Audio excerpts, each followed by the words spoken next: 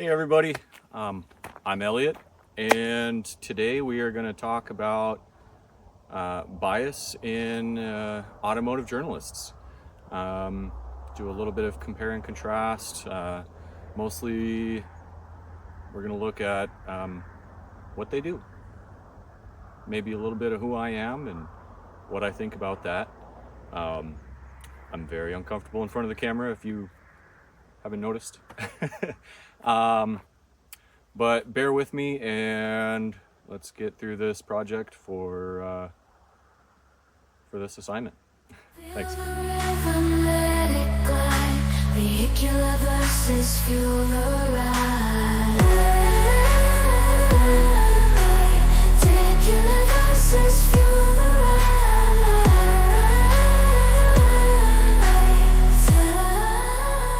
Okay. So,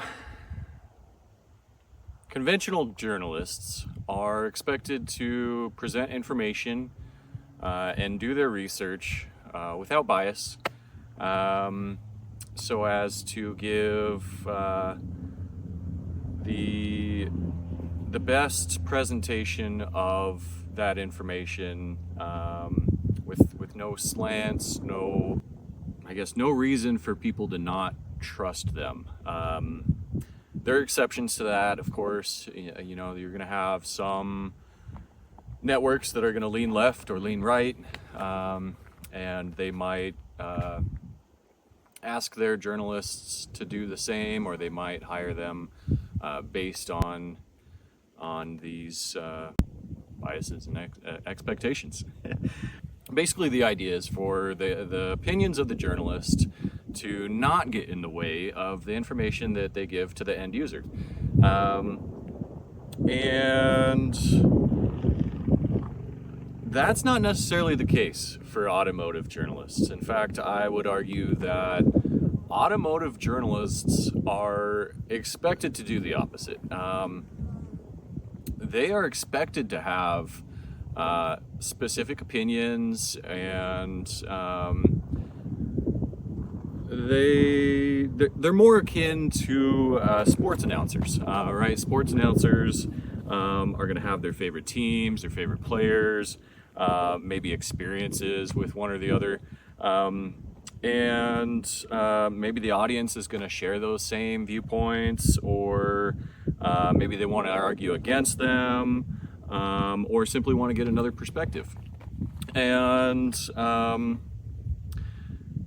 kind of in a similar fashion, automotive journalists have their favorite car brands, their favorite motorsports, professional drivers, and they're going to have their own experiences with those. Maybe they've been drivers themselves. Maybe they've worked for a auto manufacturer, so on and so forth.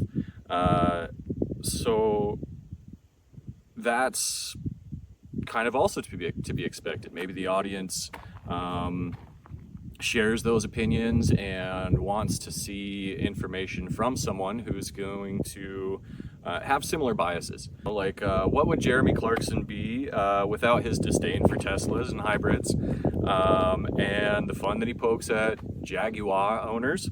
But the sort of person who would go away for a weekend with his wife to a hotel, some romantic place, and spend the entire night flirting outrageously with a waitress, and it's okay because he's got a jet.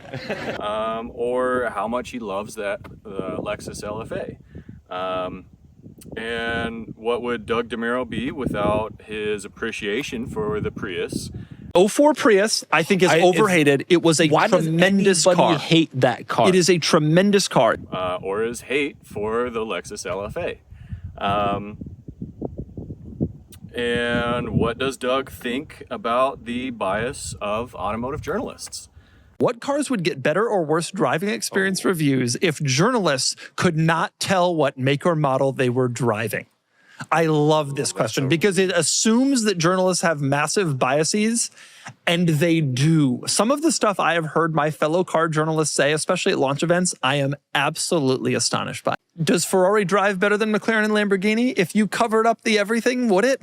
I don't know, but we all know what happens if you say bad things about Ferrari. Exactly. So automotive journalists, like most car enthusiasts, have very opinionated views on auto brands, and sometimes even broader spectrum of the car world, you know, cars versus trucks, sports cars, luxury cars, so on and so forth.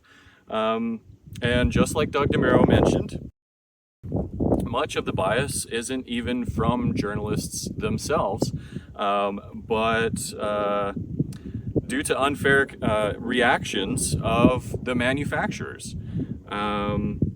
Maybe this is why most consumers do not use journalistic automotive reviews or automotive journalism of any kind when they're doing their research to buy a new car or you know, looking for information on cars they have. So then why do automotive journalists exist? Or do they even exist? Are they going extinct? How or why did they decide to get into automotive journalism? Why not do conventional journalism? You know, maybe they're once an English major and they happen to have a penchant for cars. And maybe when they chose their major, friends and family and strangers whom they shared their chosen degree path asked, oh, and what are you going to do with that? So that's what happened to me. I changed my major after going back to college at the age of 28. I worked trades my whole life, wrenched on cars, and did everything from car audio for a short amount of time, auto body in a restoration shop.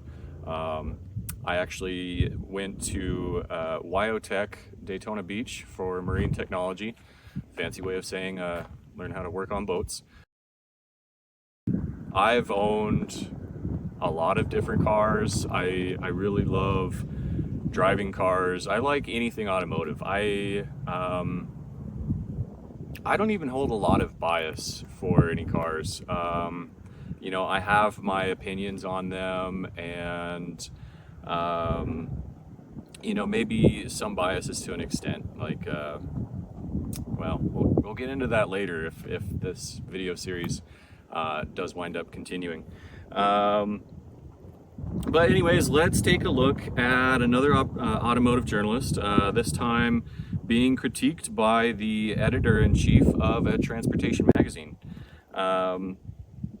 William C. Vantuono, probably mispronouncing that name, but he tears apart an article published in Car and Driver by Patrick Bedard, American motorsports racing driver and journalist. So Vantuono, he works, he's all about trains. And Bedard kind of upset him a little bit by calling it a little choo-choo. And anyways, Vantuono makes some very good points about public transportation and then begs Bedard to stick to writing about cars. Which, you know, that really makes sense. Why would Bedard talk about public transportation when what he knows is cars?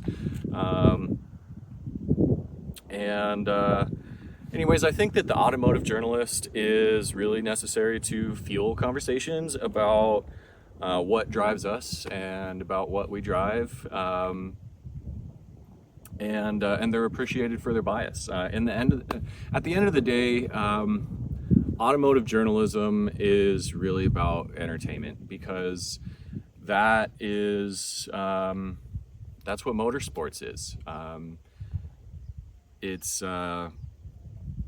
you know, and it goes beyond that, because there's such a I don't know, just such a common connection, right, for car guys and gals. And some people get into it because they like working on them, modifying them, racing them. Some people get into it out of necessity. I got into it because I liked Hot Wheels cars as a kid, and I always wanted to be a race car driver, but that's really expensive.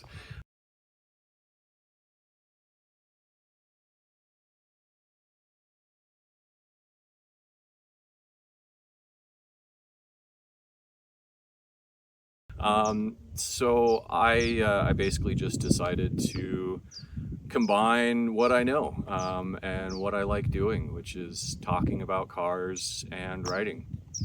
And let's take a break and make sure we're still recording because I'm new at this. Good news, we're still recording. And let's get back to our script.